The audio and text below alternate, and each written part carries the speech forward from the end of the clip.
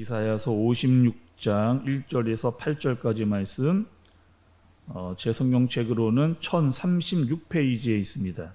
이사야서 56장 1절에서 8절까지 말씀 한 절씩 교독으로 마지막 절은 합독해 봉독해 올리도록 그렇게 하겠습니다. 이사야서 56장 1절에서 8절까지 말씀입니다. 여호와께서 이와 같이 말씀하시기를 너희는 정의를 지키고 의를 행하라. 이는 나의 구원이 가까이 왔고 나의 공의가 나타날 것임이라 하셨도다.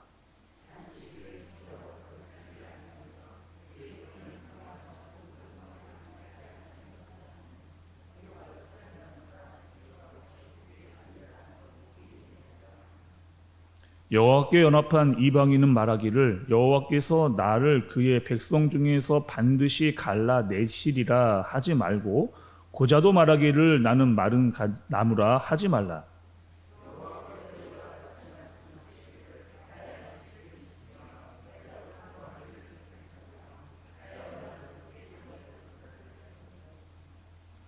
내가 내 집에서 내 성 안에서 아들이나 딸보다 나은 기념물과 이름을 그들에게 주며 영원한 이름을 주어 끊어지지 아니하게 할 것이며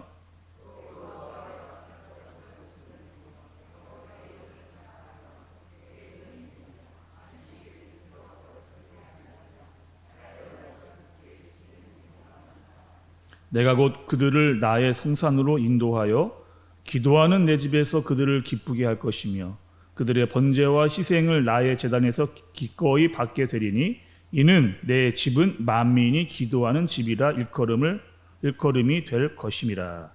이스라엘의 쫓겨난 자들을 모으시는 주 여호와가 말하노니 내가 이미 모은 백성 외에 또 모아 그에게 속하게 하리라 하셨느니라.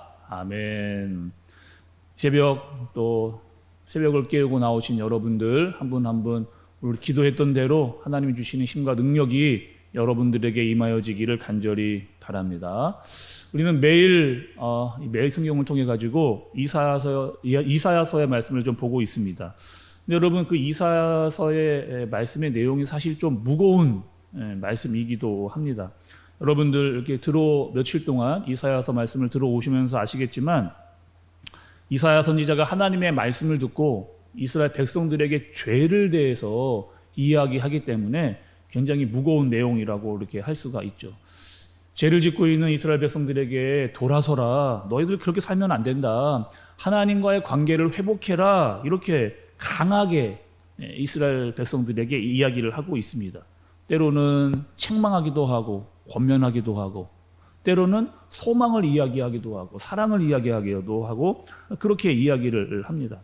근데 제가 이 말씀을 전하는 목사로 봤을 때 이 책망과 권면보다 이 이스라엘 선지자가 지금 이 소망에 대한 이야기를 하는 부분이 훨씬 큰 거죠.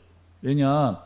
이사야 선지자가 자기의 백성들에게 말씀을 전하면서 그들이 살아나기를 간절히 바라는 겁니다.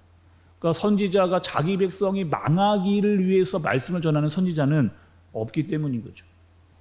하나님과의 관계를 회복하기 위해서는 반드시 먼저 이야기돼야 될 것이 있는데 그것이 바로 죄의 문제입니다.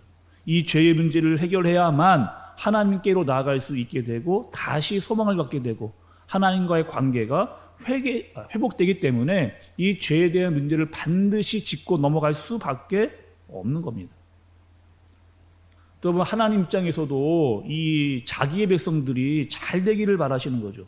정결하게 깨끗하게 나에게 나오기를 간절히 바라시는 겁니다. 그리고 이 땅에서 내가 주는 말씀을 가지고 너희들이 소망을 가지고 살아야 한다라고 하기 때문에 이사야 선지자들을 그들에게 보내서 말씀을 하시는 겁니다. 그럼 오늘 우리에게 주시는 이 말씀도 하나님의 백성이 어떻게 살아가야 할지를 우리에게 주시는 말씀으로 듣고 또 소망을 가지고 살아갈 수 있는 저와 여러분들 되어지기를 간절히 바랍니다.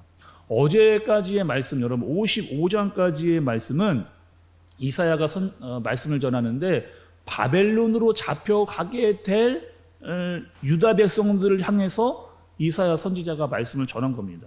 그런데 오늘 말씀은 좀 분위기가 바뀌게 됩니다. 56장에 와서는 이제 바벨론에서의 포로 생활을 마치고 돌아오는, 그러니까 55장까지는 바벨론 포로로 잡혀갈 이스라엘 백성들에게, 그리고 56장부터는 포로 생활을 마치고 돌아오는 고향으로 돌아오게 되는 백성들을 향한 말씀이라고 볼 수가 있는 거죠. 근데 여러분 오늘 말씀을 읽어보시면서 좀 새벽에 듣기에는 조금 쉽지 않은 내용, 이방인에 대해서 또 고자에 대해서 이야기를 그렇게 하고 있습니다. 근데 하나님께서는 이들에 대해서 왜 이야기를 하고 계시는가를 좀 아셔야 됩니다. 당시에 이 이방인들, 고자, 이들은요, 이스라엘 백성들에게서 완전히 소외된, 그러니까 그들을 거의 인간 취급하지 않는 그런 사람들, 문제가 많은 사람들로 이스라엘 백성들이 그들을 보았다는 겁니다. 이방인들에게 잘못된 우상 숭배의 모습이 있었고 잘못된 문화를 그들이 가지고 있었기 때문에 하나님께서는 그들을 철저하게 조심해라, 또 경계해라, 이렇게 말씀을 하셨습니다. 근데 하나님께서 그렇게 말씀을 하신 이유가 있죠. 이스라엘 백성들의 거룩성을 지키기 위해서. 그들이, 이방 민족들이 이스라엘 백성 안으로 들어오는 것을 경계를 하신 겁니다. 근데 중요한 것은 하나님께서 이들을 완전히 내치거나 완전히 외면하신 것은 아니라는 거예요. 오늘 말씀을 좀 보시면 여러분 3절의 말씀을 좀 보겠습니다. 여호와께 연합한 이방인은 말하기를 여호와께서 나를 그의 백성 중에서 반드시 갈라내시리라 하지 말고, 하지 말라고 기록이 되어져 있습니다. 또 5절의 말씀을 보시면 5절 그 바로 앞에서부터 좀 보시죠. 나의 언약을 굳게 잡은 고자들에게는 내가 내 집에서 내 성 안에서 아들이나 딸보다 나은 기념물과 이름을 그들에게 주며 영원한 이름을 주어 끊어지지 아니하게 할 것이며, 이렇게 하나님께서 그들을 외면하지 않고 공동체 안으로, 이스라엘 백성의 공동체 안으로 들어오게끔 하나님께서 그렇게 하시는 겁니다. 근데 문제는요, 여러분, 이스라엘 백성들에게 있었어요. 이들은 하나님의 말씀을 왜곡하기 시작합니다.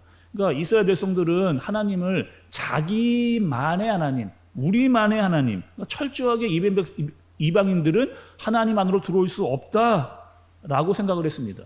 그러니까 성전 안에 들어오는 것도 그들은 제한을 두는 거죠. 그래서 신약에 와서 보면, 여러분, 신약에 와서 보면 이방인들이 성전에 들어올 때 성전 안까지 들어오지를 못합니다. 그러니까 성전 뜰에만 들어올 수 있었어요, 이스라엘 이방인들은. 그리고 성전의 뜰 안에서도 가장 바깥쪽에서만 예배를 드리고 제사를 드릴 수 있게끔 그렇게 했습니다.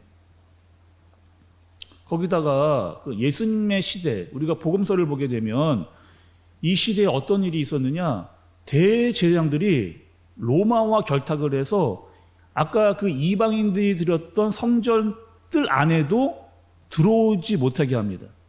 그리고 그 뜰 안에서 무엇을 하느냐, 장사꾼들을 그 안에 들어오게끔. 그래서 그 장사를 하면서 거기서 제사를 드릴 그 짐승들을 사고 파는, 그러니까 성전에서는 제사가 드려지고 예배가 드려져야 되는데 그곳에서 재물을 사고 파는, 수익을 내는 그런 장소로 바꾸어 버리는 거죠. 여러분, 그 예수님께서 예루살렘에 올라가자마자 예수님이 가장 먼저 하신 일이 무엇이냐면 성전을 정화시키는 그런 일을 하시는 겁니다.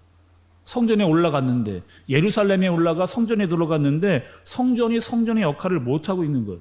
하나님께서 어떻게 하셨어요? 거기에 있는 장사꾼을 다 들어 엎으시는 그런 일을 우리가 여러분 잘 알고 있지 않습니까? 그러니까 성전에서 돈을 바꾸고 물건을 사고 팔았는데 성전은 그렇게 하는 곳이 아니라는 거죠. 내 집은 만민이 기도하는 집이다 라고 예수님께서 말씀하셨던 그 말씀이 오늘 구약에 나타나고 있는 겁니다. 하나님께서 내 집은 어떤 집이다? 만민이 기도하는 이 집이라고 하는 이 사실을 하나님께서 말씀을 하셨고, 이 말씀을 신약에 와서 예수님께서 성전을 다 들어 엎으시면서 이 집은 만민이 기도하는 집이다 라고 이렇게 구약과 신약이 이어지는, 연결되어지는 말씀을 우리에게 알려주시는 겁니다. 여러분, 조금 전에 제가 말씀을 좀 드렸잖아요. 하나님께서 이스라엘 백성들이 바벨론에서 돌아올 때 주시는 말씀이다. 근데 어떻게 될 것이냐? 너희의 공동체가 새롭게 될 것이다.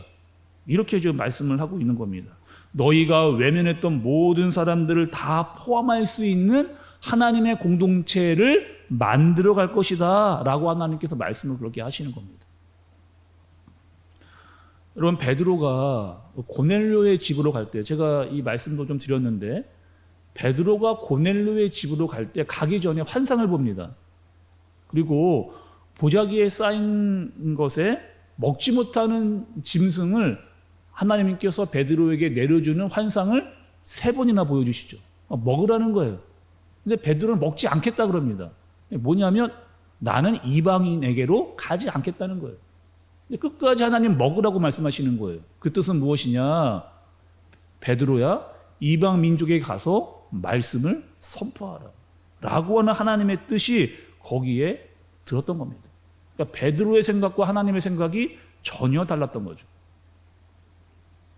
오늘 여러분 마지막 절을 한번 보시면 8절에 이스라엘에 쫓겨난 자를 모으시는 주 여호와가 말하노니 내가 이미 모은 백성 외에 또 모아 그에게 속하게 하리라 하셨느니라.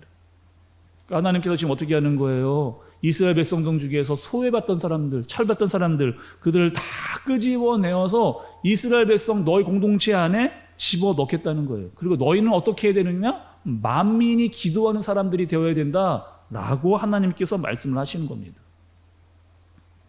여러분, 교회는 어떤 곳입니까? 오늘 말씀 그대로 만민이 기도하는 집입니다. 교회는요, 하나님의 임재가 거하는 곳이에요. 기도의 소리가 끊이지 않는 곳이어야 됩니다. 누구라도 찾아올 수 있는 곳이 교회여야 되는 거죠. 하나님을 찾고자 하는 사람들이면 누구라도 와서 하나님께 부르짖고 하나님께서는 그 소리를 외면하지 않으시는 분이 우리 하나님입니다.